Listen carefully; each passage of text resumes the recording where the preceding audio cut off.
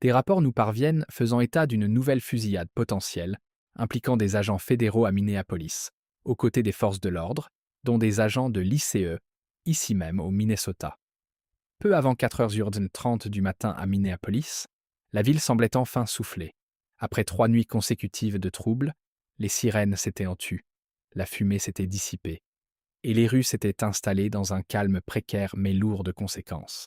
Puis, dans un corridor latéral que la plupart des habitants n'avaient jamais remarqué, une ligne de SUV noire est arrivée sans lumière, sans marquage et sans la moindre annonce publique. Une équipe fédérale conjointe opérait sous des mandats scellés, et l'urgence était claire. Si un transfert clandestin était déjà en cours, la lumière du jour serait trop tard. À rester avec nous pour le contexte complet, la chronologie et les implications, car ce qui s'est passé dans les minutes suivantes explique pourquoi les enquêteurs fédéraux ont agi si vite et pourquoi l'opération ne s'est pas arrêtée à cette porte. Bienvenue sur Frontières en alerte, votre source pour des analyses approfondies sur les événements marquants du monde. Aujourd'hui, nous plongeons au cœur d'une enquête fédérale sans précédent qui a révélé une vérité glaçante, cachée au plus profond des ténèbres de Minneapolis. Le convoi s'est arrêté devant un bâtiment bas et discret, en retrait de la route principale. Une petite pancarte près de l'entrée l'identifiait comme un hôtel privé pour immigrants, un refuge temporaire pour des familles de réfugiés en attente d'un placement à plus long terme. Les fenêtres s'étaient montées sombres, mollets rideaux tirés, et l'entrée semblait assez ordinaire pour se fondre dans le décor d'une ville qui avait détourné le regard pendant des jours. À l'intérieur des véhicules se trouvaient 320 agents tactiques du FBI et de l'immigration et des douanes. Ils étaient positionnés en silence, exécutant un plan minutieusement chronométré. Les mandats avaient été signés quelques heures auparavant et les instructions étaient précises. Entrer rapidement, sécuriser le bâtiment, localiser tout occupant vulnérable et préserver tout ce qui pouvait être déplacé ou détruit. Un chef d'équipe a vérifié sa montre, a parlé dans sa radio, et l'ordre s'est propagé le long de la ligne en mots courts et précis. Un bélier hydraulique a frappé les portes d'entrée et l'équipe d'assaut a forcé le passage. Le bâtiment a répondu immédiatement. Depuis le palier du 2e étage, des éclairs de tir ont rompu l'obscurité par brèves rafales.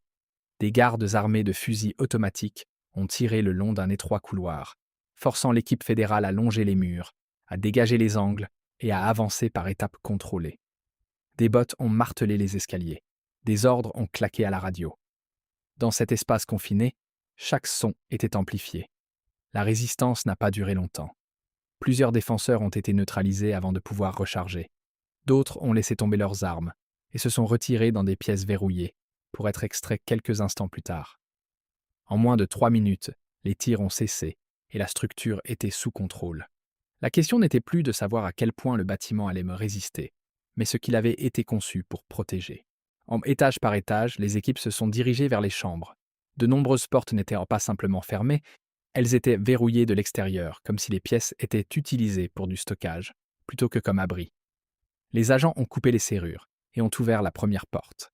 À l'intérieur se trouvaient des rangées de lits, disposés avec une efficacité qui relevait de la procédure, non de l'accueil résidentiel. Plusieurs enfants étaient dans ces lits, mais ils ne bougeaient pas malgré le bruit, les lumières ou le mouvement dans le couloir. Le personnel médical attaché à l'opération est intervenu immédiatement. Les enfants étaient inconscients et semblaient avoir été sédatés. Ils ont été maintenus en place, silencieux, pour des raisons difficiles à ignorer. Puis, un détail a fait passer la scène d'alarmante à indubitable. Sur les poignets, il n'y avait ni nom ni bracelet d'admission, mais des numéros d'inventaire écrits au marqueur foncé. Pas d'identifiants familiaux, pas de dossiers scotchés au mur, juste des séquences répétées dans plusieurs pièces, suggérant que les enfants étaient suivis comme des unités, non comme des personnes. L'implication était difficile à manquer. Un lieu présenté comme un refuge fonctionnait comme un centre de détention contrôlé, et le système de numérotation impliquait un calendrier allant au-delà du bâtiment. À cet instant, le raid a pris une autre dimension. La tâche est passée de la sécurisation d'un lieu violent à la cartographie d'un réseau potentiellement déjà en mouvement. Les étages ont été scellés comme preuve, dont les équipes médicales ont commencé à stabiliser les victimes pour le transport, et les enquêteurs se sont concentrés sur la seule question qui ne pouvait attendre le lever du jour. Si ces numéros d'inventaire correspondaient à un plan d'expédition, quel était le prochain point de transfert? Et à quelle distance se trouvait-il? L'opération menée à 4h30 du matin à Minneapolis ne s'est pas déroulée dans le vide. Pendant 10 jours, la ville avait traversé une période volatile où chaque heure apportait une nouvelle rumeur, un nouveau point chaud et une nouvelle exigence de réponse. Après une fusillade mortelle, la colère publique a débordé dans les rues et les confrontations ont dégénéré, attirant l'attention vers les intersections les plus bruyantes et les flammes les plus vives. Dans des déclarations publiques pendant les troubles, la députée Ilhan Omar a qualifié l'escalade de soulèvement nécessaire pour protéger la communauté. Pour de nombreux habitants, cela sonnait comme un appel à la reddition de comptes. Pour les enquêteurs qui suivaient les schémas à travers la ville, cela signifiait aussi que la phase suivante consommerait probablement les effectifs de police, les services d'urgence et l'attention médiatique, réduisant la visibilité ailleurs. Les registres de ces nuits-là racontaient l'histoire en chiffres.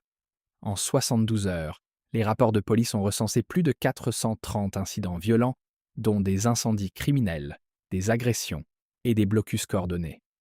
Des ressources fédérales ont afflué à Minneapolis et environ 10 000 agents fédéraux ont été déployés uniquement pour maintenir l'ordre, à garder les corridors ouverts et empêcher l'agitation de se propager à d'autres quartiers. De l'extérieur, il semblait que la ville luttait contre une seule crise en temps réel. Au sein de la force d'intervention fédérale, un autre calendrier prenait forme. Le chaos dans les rues n'était pas seulement une confrontation publique, il fonctionnait comme une couverture. Les perturbations attiraient les agents vers les manifestations et les éloignaient des zones résidentielles calmes où les inspections, les patrouilles de routine et les contrôles de bien-être auraient normalement eu lieu. Dans le vacarme, les endroits calmes devenaient invisibles et un réseau qui avait besoin de l'obscurité pouvait se mouvoir avec moins de friction. Les signalements d'enfants disparus augmentèrent rapidement. Alors, plus de 230 enfants furent portés disparus à travers Minneapolis. Des familles ont déposé des rapports, affiché des photographies et imploré un suivi. Des noms apparaissaient sur des tracts et des vitrines, puis disparaissaient sous la vague suivante de nouvelles de dernière minute. Dans la confusion, la capacité de la ville était consacrée à une urgence, tandis qu'une autre se développait à huis clos. Les enquêteurs ont commencé à traiter les signalements de disparition comme un problème unique et lié, plutôt que comme des cas isolés. La théorie de travail était qu'une opération de trafic utilisait l'agitation comme bouclier, avec une valeur estimée à près de 2 milliards de dollars américains, basée sur l'ampleur des mouvements et les premières pistes financières qui faisaient déjà surface. Donc cette théorie soulevait une question inconfortable. Qui pouvait opérer si longtemps à cette échelle sans que les inspections ne perçant le déguisement? La piste mena à la mère Sophia Abdi Aden, une fonctionnaire publique de 42 ans, d'origine somalienne, saluée depuis des années comme un symbole humanitaire. Son administration finançait des programmes de logement. Son bureau promouvait l'aide alimentaire. Son image publique était axée sur l'aide aux familles vulnérables, en particulier aux nouveaux arrivants. Pourtant, les enquêteurs ont identifié des hôtels et des refuges liés à des sociétés écrans connectés à des personnes de son cercle intime. Pendant les troubles, ces lieux étaient surpeuplés et efficacement protégés des inspections par le rythme des urgences et la paperasse des logements temporaires, accordant au site temps et confidentialité.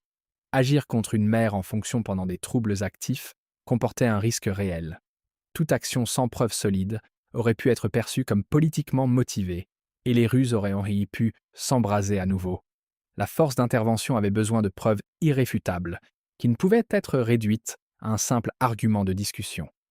Il devait prendre le réseau en flagrant délit au moment où il déplaçait sa cargaison la plus sensible. La percée ne vint pas des patrouilles de rue, mais de la surveillance logistique près de l'eau. Une équipe de suivi des expéditions a remarqué une anomalie liée à l'empreinte humanitaire de la mer. 12 conteneurs maritimes, enregistrés comme aide humanitaire, vêtements et fournitures, devaient en quitter le port de Minneapolis dans exactement 48 heures. Sur le papier, le poids semblait incorrect pour la cargaison déclarée. Sur les scanners thermiques, des signatures de chaleur apparaissaient là où elles n'auraient pas dû, comme si un espace occupé avait été dissimulé à l'intérieur des parois d'acier des conteneurs. Pour la force d'intervention, le calendrier ressemblait à un compte à rebours. Si ces conteneurs quittaient le port, l'enquête franchirait une ligne bien plus difficile à inverser. Et si les enfants disparus faisaient partie de ce plan de mouvement, alors le prochain transfert n'était pas dans plusieurs jours. Il approchait déjà. Cette violence n'était pas le fruit du hasard, elle était délibérément structurée. et le commandant de la force d'intervention fit un choix qui relevait autant du timing que de la confiance. Il n'informa pas le commandement de la police municipale. Il n'appela pas la mairie. L'équipe avait déjà constaté à quelle vitesse les détails opérationnels fuitaient dans la rue pendant les troubles. Le risque était simple. Si le réseau avait des informateurs au sein du système de réponse locale, toute alerte déclencherait une évacuation. Au lieu de cela, le commandant activa une unité spécialisée du FBI chargée des crimes financiers et leur donna une mission précise: trouver les paiements de pré-expédition liés aux 12 conteneurs et les trouver rapidement. En quelques heures, l'équipe a retracé une série de transferts qui ne correspondaient ni à la logistique caritative, ni aux frais portuaires habituels. Donc des pots de vin à 6 chiffres avaient été virés à des fonctionnaires du port positionnés pour contourner la voie d'inspection finale, et les horodatage des paiements correspondaient à la fenêtre de départ, désormais à moins de 48 heures. Cette confirmation changea le rythme de l'opération. Cela signifiait que le réseau ne se contentait pas d'abriter des enfants disparus en attendant la fin des émeutes. Il mettait en place un plan de mouvement avec un calendrier fixe et payait pour s'assurer que personne ne regarderait à l'intérieur de ces parois d'acier, censées contenir des fournitures données. À l'étage, les agents tactiques continuèrent de fouiller le bâtiment pièce par pièce, stabilisant les victimes et saisissant armes et téléphones comme preuve. En bas, comme une unité distincte de collecte de preuves, localisa l'entrée cachée du sous-sol et y pénétra sous un éclairage contrôlé. Ce qu'ils trouvèrent n'était pas conforme à une administration de logement temporaire. L'espace avait été converti en une installation médicale stérile improvisée, avec des brancards, des lumières chirurgicales et des unités de réfrigération, adjacentes à un petit bureau à l'intérieur de ce sous-sol. Un ordinateur portable était ouvert, comme si quelqu'un s'était absenté en pleine tâche. Sur l'écran, un tableur, mais ce n'était pas une liste d'invités ou un registre d'admission. Il se lisait comme un inventaire. Les entrées étaient organisées comme des demandes de pièces, assorties de quantités, de délais et de notes de destination qui n'avaient leur place dans aucun programme humanitaire. Les enquêteurs comparèrent le système de numérotation du fichier à celui inscrit sur les poignets des enfants à l'étage, et la correspondance fut immédiate. À cet instant, les numéros d'inventaire cessèrent d'être un détail étrange pour devenir un système de suivi.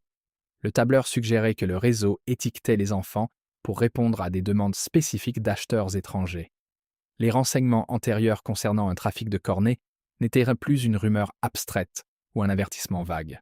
Dans le fichier, ils apparaissaient comme une série d'articles avec des prix et des marqueurs de planification, suffisants pour indiquer un marché qui traitait les vies humaines comme des cargaisons. Même avec ces preuves, l'affaire avait encore une pièce manquante. La mère Sophia Abdi Aiden n'était pas dans le bâtiment. Son emploi du temps officiel la plaçait dans un centre de commandement d'urgence coordonnant la réponse aux émeutes, mais les équipes de surveillance qui suivaient ces communications estimèrent que ce n'était pas exact. Le commandant avait besoin de sa localisation avant le début de la phase suivante, car si le réseau payait déjà des pots de vin et travaillait avec un compte à rebours de départ, la direction tenterait probablement d'effacer la chaîne de preuves. À cet instant précis, un avion de type Dirtbox, système de surveillance des communications, volant à 6100 mètres d'altitude, capta un signal. Le téléphone crypté personnel de la mer a émis un signal vers une antenne relais près du front de mer industriel, à plusieurs kilomètres de l'hôtel de ville. Mais la force d'intervention n'interpréta pas cela comme un déplacement de routine. Cela ressemblait à un mouvement, et un mouvement à cette heure signifiait presque toujours qu'un plan était en cours d'exécution. Le commandant le traita comme un protocole d'urgence. Si le réseau croyait que l'hôtel avait été compromis, il tenterait de liquider les preuves, de déplacer les victimes restantes et de pousser les conteneurs vers les quais avant que les enquêteurs ne puissent sceller le port. L'opération était désormais divisée en 2 courses: localiser les 12 conteneurs et empêcher leur départ, et localiser la mer avant que la structure de commandement ne disparaisse dans le même dédale. Le dédale était réel. Le port de Minneapolis abritait des milliers de conteneurs empilés dans des allées d'acier qui semblaient identiques depuis le sol. On trouvait 12 boîtes non spécifiques dans ce champ, alors que la ville était encore instable, et les routes encombrées n'étaient pas seulement difficiles, c'était presque impossible sans un schéma. Les enquêteurs ont examiné comment le réseau s'était déplacé pendant les émeutes. Des camions d'aide humanitaire avaient été utilisés pour traverser les points de contrôle de police avec un minimum de surveillance, car peu d'agents voulaient être vus en train de retarder les fournitures pendant une crise. La force d'intervention a également noté que le travail caritatif public de la mer reposait sur une entreprise de logistique spécifique, un itinéraire prévisible et un ensemble de manutentionnaires constants. Ainsi, au lieu de chasser les numéros de conteneurs un par un, ils ont traqué les comportements. Grâce à l'analyse des schémas de vie, l'équipe a rejoué les images satellites du port des dernières 48 heures. Ils ont suivi les mêmes formes de camions, la même voie de stationnement et les mêmes fenêtres de temps qui apparaissaient chaque fois que des cargaisons d'aide entraient et sortaient. Puis ils ont remarqué une anomalie subtile. 12 conteneurs avaient été déplacés du flux normal et garés dans une zone morte, une zone sans caméra de sécurité et sans grues actives. Un angle mort créé par l'infrastructure même du port. C'était une cachette, mais cela ressemblait aussi à un point de lancement. Le commandant comprit ce que cela signifiait. Si les conteneurs étaient dans l'angle mort, le réseau pouvait les charger sans créer de traces numériques. Et si un navire était déjà en attente, le départ pouvait avoir lieu bien avant le matin. Un drone de surveillance fut redirigé vers la zone morte. Quelques minutes plus tard, le flux vidéo changea toute l'équation. Une grue était active. Le réseau n'attendait pas le quart de jour. Le chargement avait commencé. Pendant que les équipes tactiques se précipitaient vers le port de Minneapolis, le flux du drone restait bloqué sur la zone morte. Une grue était en mouvement. Un cargo battant pavillon panaméen était amarré au quai. Le réseau n'attendait pas le matin. Le convoi était à 6 minutes de distance. Sur le quai, le premier conteneur, étiqueté comme fourniture d'aide, était déjà en cours de levage. Le commandant de la force d'intervention se concentra sur un problème au-delà de la vitesse. Si le conteneur touchait le pont du navire, alors la situation pourrait se transformer en un bras de fer juridique qui prendrait du temps à se dénouer. Le temps était la seule ressource que les enfants à l'intérieur n'avaient pas. Il émit un ordre simple: briser le périmètre, arrêter le levage et sécuriser la cargaison. Le véhicule blindé de tête percuta le portail grillagé à 96 km/h et ouvrit une brèche assez large pour que le convoi puisse s'engouffrer. Les agents se sont dispersés entre les empilements d'acier, se déplaçant pour contrôler la grue, les points d'accès du navire et les voies de camions qui pouvaient déplacer les conteneurs restants. Une équipe cynophile a balayé les portes du conteneur le plus proche et a alerté immédiatement. Elle ne signalait pas la présence de personnes, mais de stupéfiants. En quelques secondes, l'opération acquit une deuxième couche d'urgence. Les enfants étaient utilisés comme boucliers pour décourager l'inspection, tandis qu'une cargaison de stupéfiants se déplaçait dans la même boîte d'acier. L'opérateur de la grue comprit la même logique. Si la cargaison atteignait la cale, elle pourrait disparaître à l'intérieur du navire, et tout retard d'accès pourrait devenir létal. Alors que les agents se rapprochaient, l'opérateur tenta de régler le problème par la force. Le conteneur de 12 mètres de long se balança au-dessus de l'écoutille ouverte du navire, à environ 6 mètres, au-dessus du pont, oscillant sur les câbles comme un pendule.